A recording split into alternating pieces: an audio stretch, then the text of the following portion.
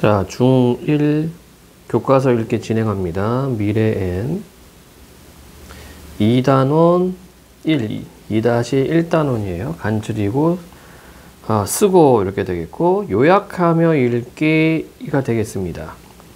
자, 페이지 한번 넘어가 보고, 오늘 우리가 할 내용은 요약하며 읽기 요거로 할 거예요. 자, 1단원 요약하며 읽기. 학습 목표, 읽기의 목적이나 글의 특성을 고려하여 글의 내용을 요약할 수 있다. 이렇게 되어 있고, 패스, 생각과 발견. 재미있는 영화를 보고 온 사랑이 영화 내용을 정음이에게 이야기하려고 한다. 영화를 볼 때 느낌과 감동을 그대로 담아 줄거리를 전하고 싶은데, 정음아, 나 어제 영화를 봤는데 정말 재미있었어. 그래? 무슨 영화야? 어떤 내용인데? 주인공에게 5가지 감정이 있는데, 그런데 전학 갔어. 그런데 무슨 이야기인지 이해가 잘 안 되는 거 알지? 아우, 재수없어. 이렇게 되어 있네. 자, 사랑이가 정음이에게 영화 줄거리를 이야기하면서 겪고 있는 어려움은 뭘까? 자, 어떤 내용을 어떻게 말해야 될지를 모르는 겁니다. 즉, 내용이 정리되지 않았고, 어떤 순서로 말해야 되는지를 모르고, 어떤 내용을 어떻게 말해야 되나 몰라요. 자, 생활 속에서 요약이 필요한 상황을 떠올려보자. 상당히 많다. 다음 페이지. 자, 남극과 북극 어떤 점에서 다를까? 라고 되어 있는데, 자, 요 글은 이제 설명문에 해당이 되고, 자, 설명문이기 때문에, 설명문의 목적은, 이 글을 쓰는 목적은 정보 전달입니다. 정보 전달, 그리고 이해제 이해. 그치? 독자로 하여금 정보를 이해시키는 것이 목적이다. 자, 한번 보도록 해봅시다. 처음. 지구에서 따뜻한 태양 에너지를 넉넉하게 받지 못하는 땅이 바로 남극과 북극이다. 설명 대상. 자, 그래서 여러분들 글을 읽을 때는 이렇게 표시가 되어 있죠. 이렇게 할 수가 있어야 돼. 그래야지 좀 글을 좀 더 이렇게 정확하게 볼 수가 있겠다. 자, 이 두 지역은 겉으로는 비슷해 보이지만 서로 다른 특징을 갖고 있다. 자, 비슷해 보인다. 공통점도 있고 전혀 다른 특징도 있다. 차이점도 있다는 얘기네. 남극은 면적이 1360만 제곱킬로미터로 한반도의 60배에 이르는 거대한 대륙이며, 지구상의 7대 대륙 중 5번째로 크다. 자, 7대 대륙, 아시아, 북아메리카, 남아메리카, 유럽, 오세아니아, 아프리카, 그리고 남극. 오랜 세월 쌓이고 쌓인 눈이 단단하게 굳어져 생긴 두께 2km의 거대한 얼음덩어리가 남극 대륙 표면의 98%가량을 덮고 있다. 남극에서 오래된 운석이 발견되는 것으로 보아 이곳에는 오래전 지구 겉면의 모습을 확인할 수 있는 천연 자료들이 보관되어 있을 것으로 보인다. 이해되죠? 얼음 두께가 2km나 되니까, 그치? 그 밑에 쌓여있는 어떤 옛날에 지구 표면의 모습을 우리가 관찰을 할 수 있을 것 같아요. 자, 다음. 반면에, 자, 반면이란 말은 앞에 있는 내용과 대조, 즉 차이가 있다는 얘기가 되겠네. 북극은 아시아와 아메리카 대륙으로 둘러싸인 거대한 북극해를 말한다. 북극해는 면적이 1400만 제곱킬로미터로 지중해의 6배이며 전 세계 바다의 3%를 차지한다. 북극은 이 북극해 주변에 바닷물이 얼어서 된 거대한 얼음 덩어리가 떠 있는 것이다. 물론 바다 위로 보이는 빙하는 전체 얼음 덩어리의 10% 정도에 불과하다. 빙산의 일각이라는 표현은 여기에서 나온 것이다. 자, 그러면 차이점이 뭐니? 남극은 정리 한번 하고요. 남극은 대륙입니다. 그쵸? 대륙이고 그 위에 얼음이 있는 거예요. 대륙 위에 얼음. 두께가 2km. 자, 그런데 북극은 어떻다? 북극은 그냥 얼음 덩어리입니다. 얼음 덩어리. 이게 얼어서, 바닷물이 얼어서 떠 있는 거고, 우리가 볼 수 있는 빙하는 10%밖에 안 된다. 이렇게 되어 있네요. 그러니까 여러분들 어때? 북극은 녹아봤자 해수면이 상승이 안 돼요. 왜냐하면 이미 이 바닷물의 그 해수면 높이는 북극 얼음덩어리의 부피가 포함되어 있어. 자, 그런데 남극이 녹으면 끔찍한 일이 벌어집니다. 왜 그러느냐? 남극은 대륙 위에 얼음이 얼음이 있는 상태이기 때문에 얘네가 녹으면 바다로 흘러 들어가겠죠. 그러면은 해수면이 상승합니다. 자, 이처럼 서로 다른 지역적 특징은 두 지역의 기후 조건에도 영향을 미친다. 남극과 북극 가운데 어디가 더 추울까? 남극이 훨씬 춥다. 육지는 바다에 비해 쉽게 데워지고 쉽게 식는다. 남극은 이러한 육지가 밑에 있어서 한겨울에 해당하는 8월 말 무렵이면 높은 곳에서는 기온이 영하 70도 가까이 내려간다고 한다. 역사상 최저 기온은 영하 89도였다. 이런 기후 조건 때문에 남극에는 연구를 목적으로 거주하는 사람들 외에는 원주민이 없다. 남극의 추위를 견뎌내기가 그만큼 어렵기 때문이다. 그래서 한국도 있죠. 남극 세종기지라고 해서 남극 탐험하고 연구하는 우리나라 기지가 있습니다. 자, 다음 내용.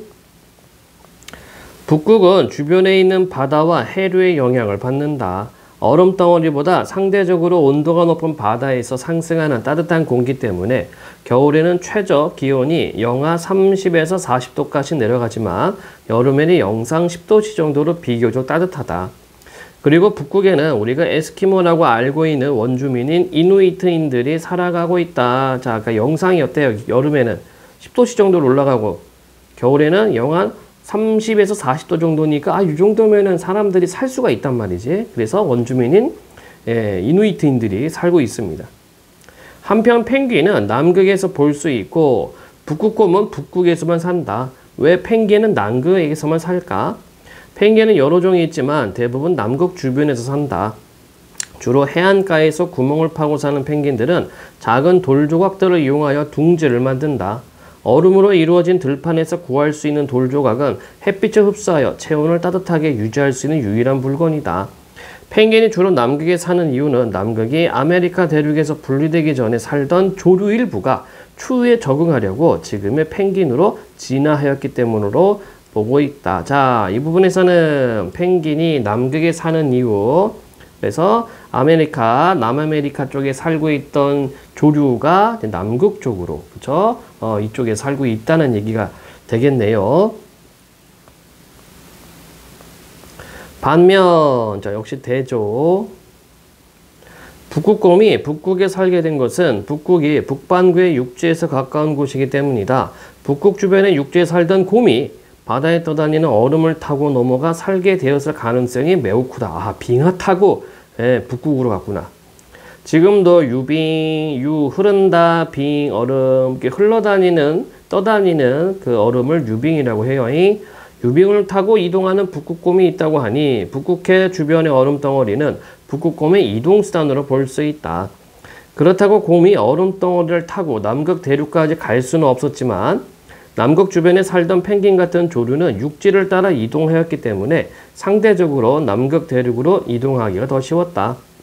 그래서 북극곰은 있지만 남극곰은 없고 남극 펭귄은 있지만 북극 펭귄은 없는 것이다. 자, 그래서 요 단락에서는 북극곰이 있는 이유. 자, 끝부분. 보통 100m 두께의 얼음이 만들어지려면 1000년이 걸리므로 오늘날 남극과 북극의 얼음이 되기까지는 오랜 세월이 걸렸을 것으로 보고 있다. 그리고 이처럼 두꺼운 얼음층은 지구 기록을 담은 냉동 창고의 역할을 하고 있다. 자, 이렇게 은유적으로 또 표현하고 있다. 그쵸? 냉동 창고라고. 자, 그래서 이 글은요, 설명문이었고, 아까 얘기했다. 그치? 설명문의 목적은 정보 전달입니다. 정보를 전달함으로 인해서 독자들한테 이해시키기 위한 거야. 때문에 성격은 객관적이죠. 제재는 남극과 북극의 차이, 주제, 남극과 북극의 지역적 특징, 기후 조건, 서식동물의 차이점에 대해서 설명을 했고요. 특징은 남극과 북극의 특징을 비교 또는 대조하며 내용을 전개했다.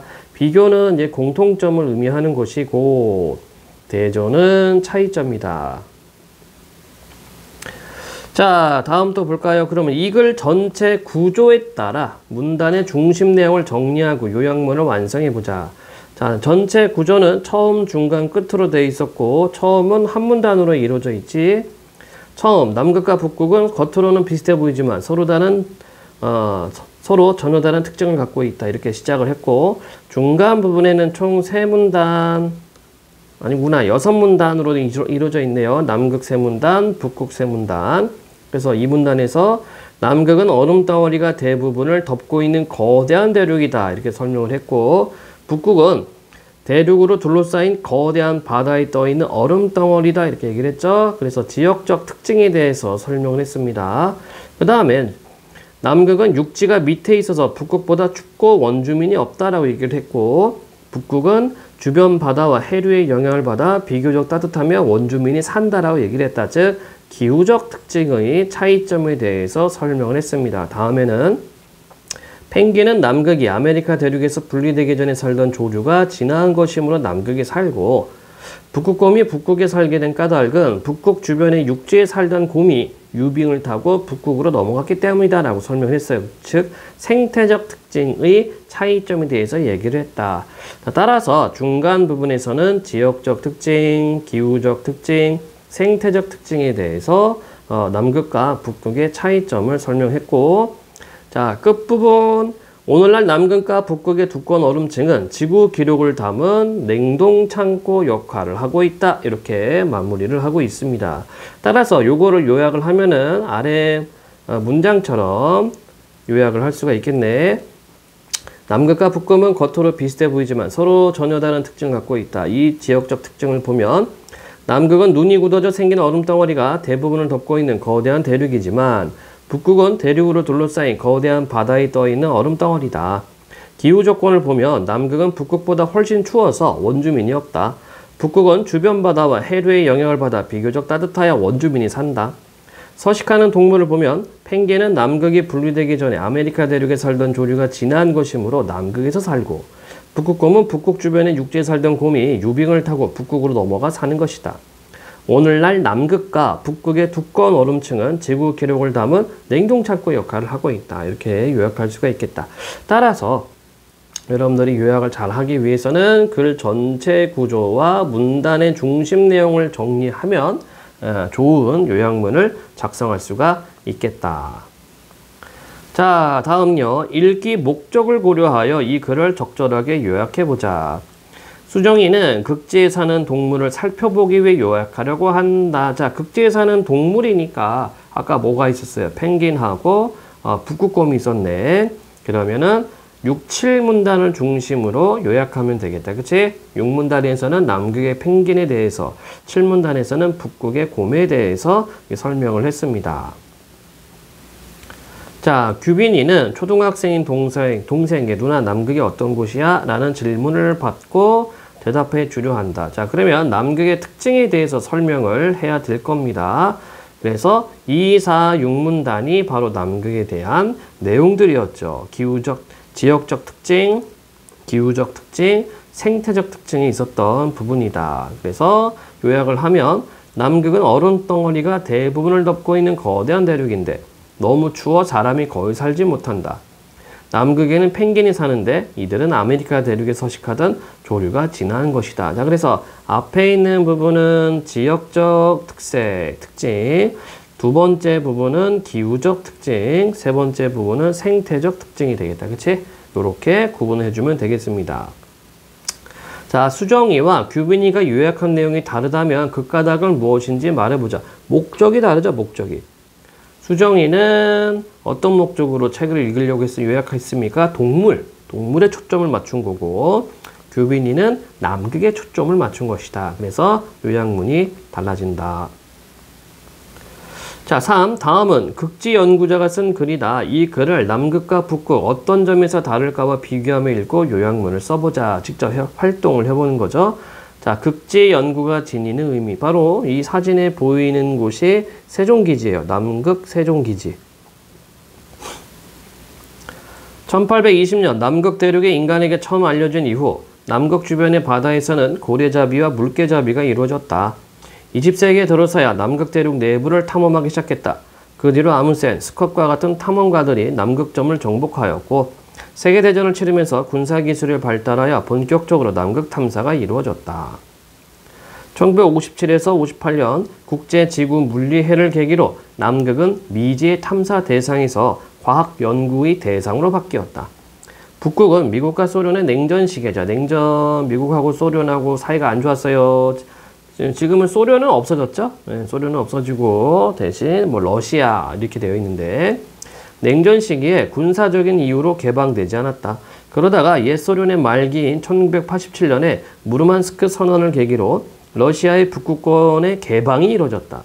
무르만스크 선언의 주요 내용은 북극의 비핵지대와 자원 이용을 위한 협약, 과학조사와 환경보호의 공동 노력 및 북극 항로 개발이다. 자, 요게 뭐란 얘기입니까? 무르만스크 선언의 주요 내용. 최근 들어서 선진국을 중심으로 북극해에 관한 과학적 연구가 활발해졌다. 이렇게 되어 있습니다. 자, 제목이 보니 극지 연구의 과거와 현재라고 되어 있죠. 그래서 이렇게 이렇게 역사를 쭉 훑어오면서 간략하게 설명을 했다. 자, 이번엔 근거. 극지는 인류에게 필요한 자원을 많이 보유하고 있다. 과학기술의 발전과 함께 극지 연구가 진행되면서 극지가 얼음으로 덮인 불모의 땅이 아니라는 사실이 알려지게 됐다. 자, 불모의 땅. 불모는 풀이 자라지 않는 땅이라는 뜻이에요. 즉 쓸모없는 땅, 사람이 살 수 없는 곳을 불모의 땅이라고 했는데 지금 이 극지가 지금 어떻습니까? 자원을 많이 보유하고 있어. 북극과 남극에. 남극해에서 잡을 수 있는 크릴의 양은 연간 2억 톤 정도로 짐작된다. 이는 현재 세계 총 어획량의 배가 넘는 양으로 인류의 식량 문제를 해결해 줄지도 모른다. 또한 머지않아 남극의 대륙붕에서 석유 자원을 개발할 수 있게 되었다. 북극권에서는 현재 러시아에서 생산하는 석유와 천연가스의 70% 이상이 나오고 있으며 북극해에서 해상 석유도 생산되고 있다. 그래서 여기는 극지의 가치 이렇게 되어 있죠. 그러니까 이 인류가 어때요? 지구에 사는 우리 지구인들이 극지 탐험 넘어서서 이제 극지를 이제 자원을 활용하려고 하고 있다. 자, 극지는 지구 환경 변화를 연구하는 데 매우 중요하다. 최근에 지구 온난화와 관련하여 남극과 북극이 언론에 자주 등장하고 있다. 남극은 지구상에서 가장 깨끗한 지역이다. 산업지역에서 가장 멀리 떨어져 있고 사람도 살지 않는다. 따라서 외부로부터의 조그마한 오염에도 민감하게 반응하며 한번 오염되면 회복이 거의 안 된다. 북극 또한 전 세계 공업 생산의 80%가 북위 30도 위쪽에 이루어지는 점을 고려할 때 오염에 따른 환경 변화를 감시하기에 적합한 지역이다. 그렇죠? 여러분 생각해 보세요. 지구가 이렇게 있고 적도가 있습니다. 대다수의 사람들이 다 어디에 살아? 북반구에 살고 있죠. 북반구. 그렇지? 남반구에 사는 것은 호주랑 그다음에 남아메리카 이렇게만 있고 나머지들이 다 북반구에 몰려 있다. 예. 그러다 보니까 북극 또한 전 세계 공업 생산의 80%가 북위 30도 위쪽에서 이루어진다. 이렇게 설명이 되어 있어요. 최근 연구 결과에서 북극 지역이 지구의 기상, 기후, 해류 순환 등 환경에 커다란 역할을 하고 있음이 밝혀지면서 주목받고 있다. 네, 극지 연구의 중요성에 대해서 언급을 하고 있습니다. 주장. 아직 극지 연구는 자원 개발이나 활용보다는 기초과학 부문에 더 가치를 두고 있다. 극지 연구도 다른 기초과학과 마찬가지로 그 결과가 빨리 나타나지 않아 주목받지 못했다. 극지 연구와 같은 기초 분야에 민간 투자를 기대하기는 어렵다. 그렇지. 민간은 돈을 벌기 위해서 투자를 하는 건데 이거는 성과가 빨리빨리 나오지 않으니까 민간에서는 돈을 투자하기가 좀 어렵죠. 따라서 정부를 중심으로 공익성이 기대되는 극지 연구 분야에 장기적으로 투자할 필요가 있다. 그래서 이 글의 내용은, 이 글의 종류는 논설문이었습니다. 논설문의 목적이 뭐예요? 논설문의 목적. 논설문의 목적은 설득입니다. 설득. 그러면 이 글에서 설득하고자 하는 바가 뭡니까? 바로 요게 되겠네. 정부를 중심으로 공익성이 기대되는 극지 연구 분야에 장기적으로 투자해야 한다. 이게 이 사람의 또 주장이 되겠고, 이거를 설득하기 위해서 여러 가지 근거를 댄 거야.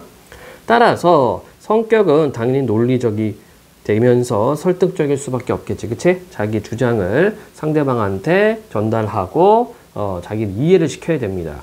그래야지만 자기 주장을 받아들일 수 있으니까. 자, 제재는 극지 연구였고요. 주제, 정부가 극지 연구에 투자해야 한다. 특징, 병렬적 구성으로 글의 내용을 체계적으로 전달했다. 자, 병렬적 구성은 나열하는 거야. 이거 요렇게 있고요, 요렇게 있고요, 요렇게 있고요. 이렇게 글을 쓰는 방식을 병렬 구성이라고 하고, 구체적인 연도와 수치를 제시하여 글의 신뢰성을 높였다. 그쵸? 그러니까 자료를 제시함으로 인해서 읽는 이로 하여금 믿을 수 있게 만들었습니다. 자, 이와 탐구. 이 글의 내용을 글의 구조에 따라 정리해보자. 자, 도입, 근거, 주장 크게 세 부분이었고, 도입 부분에는 남극과 북극에 관한 연구가 활발해졌다. 요거를 언급을 했습니다. 그 다음에 근거. 극지는 인류에게 필요한 많은 자원을 보유하고 있다. 극지는 지구 환경 변화를 연구하는데 매우 중요하다. 그러니까 두 가지 근거를 냈습니다. 그래서 이 사람의 주장은 정부를 중심으로 극지 연구에 투자해야 한다. 이렇게 주장을 하고 있다. 자, 그러면 남극과 북극 어떤 점에서 다를까와 내용을 비교해보자. 자, 공통점. 극지 연구가 지니는 의미와 남극, 북극 어떤 점이 다를까? 공통점은 극지를 다루고 있다는 점. 요게 공통점이죠. 그러니까 소재는 똑같아. 차이점. 극지 연구가 지니는 의미에서는 정부가 극지 연구에 투자해야 한다는 주장을 하고 있는 거고, 남극, 북극 어떻게 다를까는 남극과 북극의 차이를 설명하고 있다. 그쵸? 즉, 목적이 다르다. 목적. 다음 내용. 위 활동을 바탕으로 하여 이 글의 요약문을 써보자. 요약문. 남극과 북극에 관한 연구가 활발해졌다. 극지는 인류에게 필요한 많은 자원을 보유하고 있는 지역이다. 또 극지는 지구 환경 변화를 연구하는 데 중요하다. 극지 연구에 민간 투자를 기대하기는 어려우므로 정부가 극지 연구에 투자해야 한다. 뭐 이렇게 간단하게 요약문을 작성할 수가 있겠습니다. 자, 그래서 요약하는 방법이 있죠. 요약하는 방법. 글의 구조나 전개 방식 등 글의 특성을 고려하면서 자신의 읽기 목적에 따라 효과적으로 고려하자, 요약하자. 즉, 구조에 따라서 요약할 때에는 글의 구조를 파악하며 읽어야 되겠고, 문단의 중심 내용을 간추리고, 글의 구조를 고려하여 문단의 중심 내용을 정리를 하고, 정리한 내용을 자연스럽게 연결하면 되겠고, 읽기 목적에 따라 읽는 목적을 고려하면서 읽고, 읽기 목적과 글의 구조를 고려하여 중심 문단을 선택하고, 선택한 문단을 중심으로 중심 내용 정리하고, 정리한 내용을 자연스럽게 연결, 이렇게 하면 되겠네요. 자, 그러면 문제 해결과 적용 한번 보도록 해볼까요? 다음은 이야기 오봉산의 불이다. 잘 읽고 줄거리를 요약하여 만화로 그려보자. 오봉산의 불. 옛날 어느 마을에 어떤 사람이 시집을 가서 재미있게 살았어.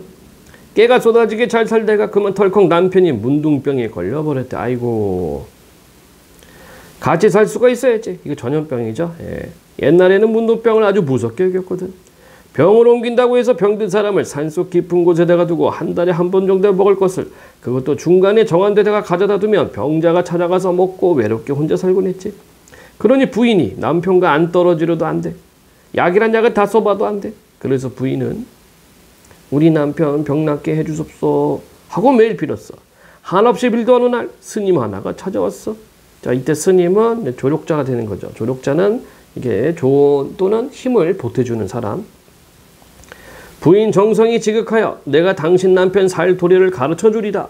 5개의 보구리가 이어져 오봉산에다 불을 켜놓고 남편을 찾아가시오.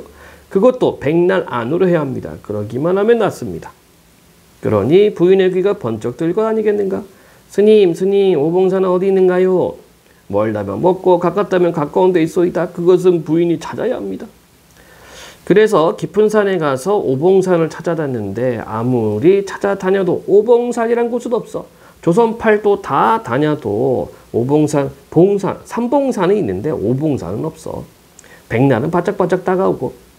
그러다가 내일이면 백날이 되는 날에 이렇게 떨어져서 살 바에는 남편 옆에 가서 죽자 하고 남편을 찾아갔어. 죽을 각오를 하고 찾아간 것이지. 가다 보니 백날째가 됐는데 아직 해가 있어서 바삐 갔지. 그러다가 해질녘에 되었어. 해가 넘어가기 전에 남편 곁으로 가야 하는데 남편이 있는 암자는 뭐 이렇게 작은 절을 의미하기도 하고 또는 작은 집을 의미하기도 하고. 남편이 있는 암자 근처에 가서 그만 쓰러졌어. 조금 남았는데 조금만 더 가면 죽어도 같이 죽을 수 있는데 이제 더 갈 수 없게 된 거야. 해는 사정없이 넘어가려고 하고 그래서 하도 안타까워서 그 해를 향해 제발 넘어가지 말라고 손을 내줬고 해를 잡아당기려고 손가락을 쫙 폈어. 해가 넘어갈 때는 서쪽 하늘도 붉고 해도 붉지 않아? 그런데 이제 보니까 바로 자기 손가락 5개가 오봉산인 거야. 아, 내 손가락이 오봉산이구나. 그래서 당장 부싯돌을 찾아 성냥으로 불을 켜서 손가락 5에다가 붙이고 기운을 내서 임자를 찾아갔어. 부인은 오봉산에 불을 붙이려고 항상 부싯돌과 기름을 가지고 다녔지요. 자기 손가락에다 불 붙였네. 여기 그림처럼. 그래서 남편이 남자를 찾아가니까 남편이 목욕하다가 나오는데 그 순간에 벽이 싹 나왔대. 그냥 좋아 죽겠지. 그래서 마을에 다시 내려와서 아들 딸 낳고 행복하게 잘 살았대. 이렇게 돼 있네요.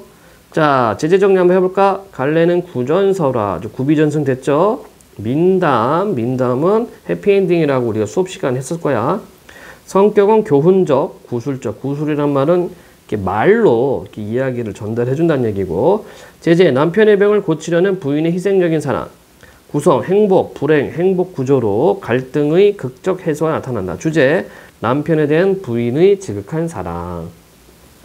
자, 그래서 오봉산 불의 구조는요. 행복, 부인과 남편이 재밌게 살았다. 불행, 남편이 문둥병에 걸렸다. 행복, 부인의 지극한 사랑으로 남편의 병이 나 아들, 딸 낳고 잘 살았다. 자, 앞부분에 이거 한번 정리 좀 해보겠습니다. 민담의 특성. 행복한 결말, 막연한 시간과 장소. 왜냐면 이게 꾸며 쓴 것, 재미있는 이야기를 꾸며낸 것이기 때문에 또 구체적인 시간과 장소는 이렇게 언급을 잘 안 하죠. 그리고 주인공이 평범해. 흥미 위주, 재밌는 이야기. 그리고 사건 전개가 우연적이고 비현실적. 그리고 주인공이 초월자의 도움으로 고난을 극복한다. 이렇게 되어 있습니다. 우리가 앞서서 문학을, 구비문학에 대해서 설명을 할 때 설화 이야기하면서 신화, 전설, 민담에 대해서 이야기했습니다. 그치? 그거 기억하고 있으면은 어렵지 않을 겁니다. 자, 어디 보자. 뭐 또 있나? 자, 그러면 이 오봉산의 의미가 뭐예요? 오봉산. 오봉산의 의미. 중요한 것은 내면적 가치라는 얘기죠. 그치? 중요한 것은 멀리 있는 것이 아니라 자기 가까이에 있다. 내 안에 있다. 이게 오봉산입니다. 그러니까 알고 보니까 자기 손가락이었잖아. 그치? 자, 이 이야기의 구성 요소를 정리하고 이야기에서 말하고자 하는 바가 무엇일지 생각해보자. 인물은 부인, 남편, 스님. 이때 스님은 조력자. 배경, 옛날 어느 마을과 깊은 산. 사건, 어느 부인의 남편이 문둥병에 걸렸다. 스님이 찾아와 남편의 병을 고칠 방법을 알려주었다. 남편을 낫게 하려고 부인이 자기 손가락에 불을 붙였다. 부인이 오봉산을 찾으니 남편 병이 나았다. 주제, 남편에 대한 부인의 지극한 사랑. 자, 요약 이렇게 쓸 수 있겠죠? 옛날 어느 마을에 살던 한 부인의 남편이 문둥병에 걸렸다. 어느 날 스님 하나가 찾아와 백날 안으로 오봉산에 불을 켜놓고 남편을 찾아가면 나을 것이라고 말했다. 부인이 아무리 찾아다녀도 오봉산을 못 찾아서 결국 남편과 함께 죽을 각오를 하고 남편에게 돌아가는데 백날째 해가 넘어가려고 했다.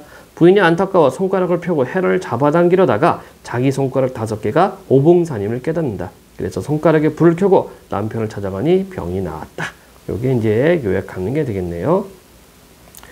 자, 그래서 이야기 사건을 요약하는 방법은 시간 흐름에 따라 요약할 수도 있고 공간 이동에 따라 요약할 수도 있고 문제 상황과 해결 방안 요 순서로 요약할 수도 있다. 만화를 그려보자. 패스. 자, 다음은 중학교 사회 교과서 일부다. 글의 특성을 고려하여 읽고 요약해보자. 무인도에서 살아남기. 무인도에서 살아남으려면 어떻게 해야지? 일상생활은 경제활동의 연속. 만약 우리가 로빈슨 크루소처럼 무인도에 표류하게 된다면 가장 먼저 해야 할 일은 뭘까? 아마도 배고픔에서 벗어나 음식을 찾고 비바람을 막아줄 집을 만드는 일일 것이다. 가장 기본적인 의식주가 해결되지 않는다면 우리는 살아갈 수 없기 때문이다. 자, 이렇게 물음표 던지는 거를 문답법이라고 하고요. 묻고 답하기. 이처럼 사람들은 생존에 필요한 재화, 물건들, 서비스를 제공하기도 하고 사용하기도 하는데 이러한 모든 활동을 경제활동이라고 한다. 자, 경제활동에 대한 개념. 예를 들어 예시. 사람들이 직장에 다니면서 물건이나 서비스를 제공하고 식당에서 음식을 사 먹거나 영화를 보는 것은 모두 경제활동이다. 이처럼 우리 일상생활의 대부분은 경제활동의 연속이라고 할 수 있다. 지금 내가 이렇게 동영상 만들어서 여러분들한테 이렇게 서비스 제공하는 것도 경제활동이죠. 인간의 경제활동은 크게 생산, 분배, 소비를 구분할 수 있다. 생산이라 역시 개념. 자동차 공장에서 자동차를 만들어내는 것과 같이 사람들이 필요로 하는 재화를 만들거나 세탁소에서 옷을 세탁해 주는 것 같은 서비스를 제공하는 활동을 의미한다. 그러니까 재화와 서비스를 제공하는 것, 이게 생산. 또한 만들어진 재화나 서비스의 가치를 늘리는 활동도 생산에 포함된다. 가치 늘리기. 그러니까 우리가 보통 부가가치라는 말을 쓰죠. 생산이 이루어지기 위해서는 노동, 토지, 자본 등의 생산 요소가 필요한데, 자, 생산 요소가 뭐라고요? 노동, 사람들이 있어야죠. 토지, 일할 땅이 있어야지. 자본, 돈이 있어야지 공장을 짓고 사람들한테 월급도 주죠. 이러한 생산 요소를 제공받은 대가로 임금이나 이자, 지대는 땅 사용료 등을 지불하는 것을 분배라고 한다. 자, 분배에 대한 개념 나와 있네요. 그러니까 임금, 이자, 지대 등을 지불하는 것, 이게 분배. 자, 소비는 분배받은 소득으로 생활에 필요한 재화나 서비스를 구입하여 사용하는 것을 가리킨다. 그러니까 돈 쓰는 거 생각하면 되죠. 그래서 생산, 분배, 소비, 경제활동입니다. 경제활동에는 가게, 기업, 정부 등이 참여한다. 가게는 뭐 집이지 집. 여러분들 집을 가게라고 그래요. 기업에 노동과 자본 등의 생산 요소를 제공한 대가로, 그치? 노동을 하거나 아니면 돈을 좀 투자한다거나 그 대가로 소득을 얻어 그 소득으로 소비하는 경제 주체고, 기업은 가게로부터 제공받은 노동과 자본 등을 이용하여 재화나 서비스를 생산하는 경제 주체다. 정부는 가게와 기업으로부터 거둔 세금으로 국방, 치안, 도로, 교육 등의 공공재를 생산하는 한편, 공공재화입니다. 그러니까 누구나 다 쓸 수 있는 재화들. 예를 들어서 뭐 가로등, 뭐 이렇게 도로, 항만 이런 것들이 공공재. 기업이 생산한 재화 서비스를 소비하는 경제 주체다. 그렇죠? 정부에서도 필요한 물건들을 사야 되거든. 그래서 소비도 한다. 그림 나와 있죠? 이 그림 잘 이해하기를 바랍니다. 자, 이 교과서의 내용을 한눈에 보기 쉽게 정리한 생각구문의 빈칸을 채워보자. 경제활동, 뜻, 의미, 개념, 재화나 서비스를 만들거나 사용하는 모든 활동. 종류, 생산, 분배, 소비. 생산은 재화나 서비스를 만드는 활동. 분배는 생산 요소를 제공받은 대가로 임금이나 이자, 지대 등을 지불하는 행동. 소비, 분배받은 소득으로 생활에 필요한 재화나 서비스를 구입하여 사용하는 활동. 자, 경제 주체는 가게, 기업, 정부. 가게, 기업에 생산 요소를 제공한 대가로 소득을 얻어 소비하고요. 기업, 가게로부터 받은 노동과 자본 등을 이용하여 재화나 서비스를 생산. 정부, 세금으로 공공재를 생산하고 기업이 생산한 재화 서비스를 소비한다. 이렇게 정리할 수가 있겠습니다. 자, 다른 과목 교과서의 일부를 골라 읽고 요약해보자. 패스. 평가 기준, 단원명, 학습 목표 등을 고려하여 중요 내용을 간추렸는가? 글의 구조를 바르게 파악하여 내용을 정리하였는가? 교과서의 내용을 잘 이해할 수 있도록 시각적으로 나타내었는가? 이렇게 돼 있네. 여기 아주 중요한 게 있다. 교과서 요약을 잘 하려면 이걸 잘해야지 공부를 잘할 거 아니야. 그죠? 교과서의 차례를 보고 글의 전체적인 흐름 이해하기. 자신이 공부하고 있는 부분이 어떤 흐름 속에 있는지 알면 내용의 중요도와 의미를 잘 알 수 있고 효과적으로 요약할 수 있다. 단원명을 확인하고 의미 파악하기. 단원명이 글의 구조나 전개 방식을 보여준다고 볼 수 있으므로 대단원 제목과 소단원 제목, 그 안에 있는 작은 제목들을 확인하며 상위, 하위 체계를 잡아 요약. 학습 목표 파악, 이거 진짜 중요하죠. 왜냐면 그 단원에서 배워야 될 것들이기 때문에 학습 목표가 바로 요약의 목적이므로 이를 고려하여 읽고 내용 이해. 그 밖에 지난 글자, 색 있는 글자, 날개 질문, 도식이나 표 등 교과서의 특성을 활용하여 중요 내용을 파악하고 이를 중심으로 요약하기. 자, 앞으로 여러분들 교과서 내용 요약할 때 또는 수업 내용을 요약할 때, 노트 정리할 때 요 방법대로 해보기를 바랍니다. 정리 점검. 남극과 북극 어떤 점에서 다를까의 내용을 떠올리며 맞는 말은 O, 틀린 말은 X. 남극과 북극은 겉으로 비슷해 보이지만 서로 전혀 다른 특징을 가지고 있다. O. 북극의 최저 기온은 남극 최저 기온보다 낮다. X. 남극이 더 춥죠. 남극과 북극의 두꺼운 얼음층에는 지구 역사가 보존되어 있다. 그렇죠? 자, 빈칸에 들어갈 말. 글의 중심 내용을 간추려 정리하는 것을 요약이라고 한다. 주장이나 정보의 확인, 내용의 적절성 평가 등 읽기 목적에 따라 글의 구조나 전개 방식 등 글의 특성을 고려하면서 요약하는 것이 효과적이다. 이야기 글을 요약할 때는 인물, 배경, 사건 등 이야기의 구성 요소와 사건의 전개 과정을 파악하며 간추린다. 자, 인물, 사건, 배경, 이게 뭐야 이게? 구성 3요소야, 구성 3요소. 소설에서 얘기를 할 때 구성인 3요소가 바로 인물, 사건, 배경이에요. 패스. 어휘력 높이기. 물 위에 떠내려가는 얼음덩이, 유빙. 맨 끝에 있는 방, 극지방. 방이 아니라 땅, 극지방, 극지. 일정한 방향과 속도로 이동하는 바닷물의 흐름, 해류. 땅이 거칠고 메말라 식물이 나거나 자라지 아니함, 불목. 빙산의 일각, 이런 걸 빙산의 일각이라고 하죠. 대부분이 숨겨져 있고 외부로 나타나 있는 것은 극히 일부분에 지나지 아니함을 비유적으로 이르는 말. 깨가 쏟아지다, 몹시 아기자기하고 재미가 나다. 우리가 알고 있는 것은 빙산의 일각이었다. 살림에 깨가 쏟아진다. 이렇게 표현할 수 있겠습니다. 자, 그래서 오늘 우리는 요약하며 읽기, 교과서 읽기를 해봤죠. 자, 여러분들 노트 정리 잘 하시고 모르는 거 있으면 체크해서 가지고 오도록 합니다. 끝!